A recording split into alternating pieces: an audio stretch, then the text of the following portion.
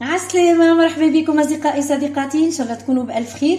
اليوم إن شاء الله باش نعملوا وصفة مزيانة برشا حلوة لسهرية سيدي رمضان. باش نعملوا البوزة نتاع البوفريوة. عندنا برشا أنواع نتاع بوزة، نجموا نعملوها بالذرع وإلا بالفستق بالبوفريوة، انتم لكم الاختيار. احنا الليلة باش نعملوها إن شاء الله بالبوفريوة. هذاك علاش احنا اليوم عندنا البات نتاع البوفريوة حضرتها. حمرت البوفريوة اللي بالقشور، حمرتها غامقه شويه ما تخليوهاش تتحرق، ومن بعد لحيتها لين تقر الزيت نتاعها. هذه دونك ما يقارب 150 غرام بوفريوة. خذيت عليهم 400 مليلتر حليب، وخذيت عليهم مغرفه كبيره نشا، وخذيت عليهم 3 مغارف كبار سكر.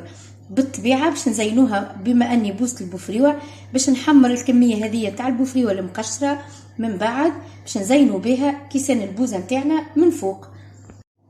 توا باش نبداو نحضروا البوزه نتاعنا. ناخذوا الكميه نتاع البوفريوة المرحيه، باش نضيفوا لها شويه حليب نحلوها فيهم، ومن بعد نخلطوا كل شيء مع بعضه في الكسرونه ونخلطوا مليح. دونك نحلوها بالباهي، نهبطوا الكميه نتاع البوفريوة كامله في الكسرونه نتاعنا. نزيدوا نهبطوا السكر، كميه السكر، ونهبطوا المغرفه الكبيره نتاع النشا.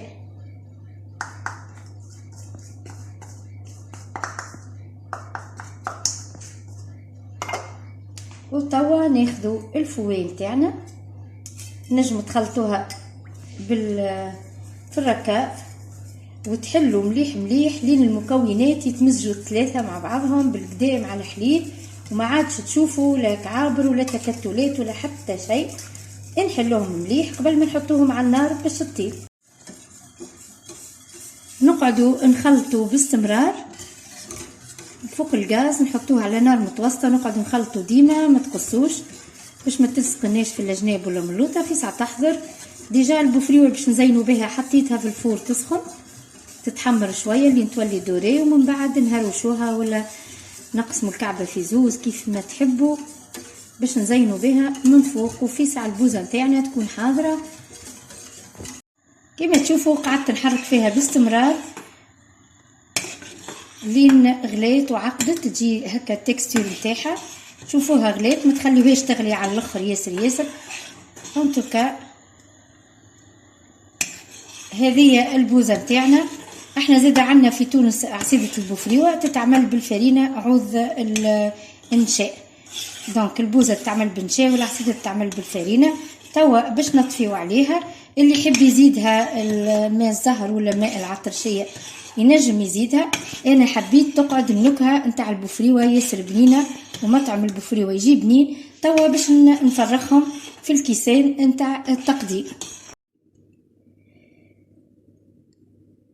نحط ديما المغرفه هلوله باش الكيسان نتاعي ما يتكسروش، ومن بعد نكمل نعبي بقيه الكميه كلها.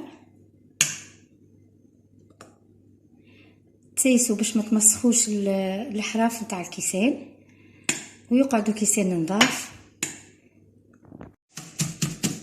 كما تشوفوا البوفريوة اللي حمرتهم من غير لا نهروشهم لا بماكينه لا بشيء، حطيتهم في ساشي نيلون، وباليد هذه تاع المهراس اللوح تهروشوهم شويه بركه. نحبوهم خشان، تخليو البوفريوة خشينه باش تجيكم مزيانه كي تزينوا بها كيسان البوزه نتاعكم. كملنا زينا الكيسان البوزه نتاعنا، وهذه البوزه نتاعنا حاضره ناكلوها في السهريه.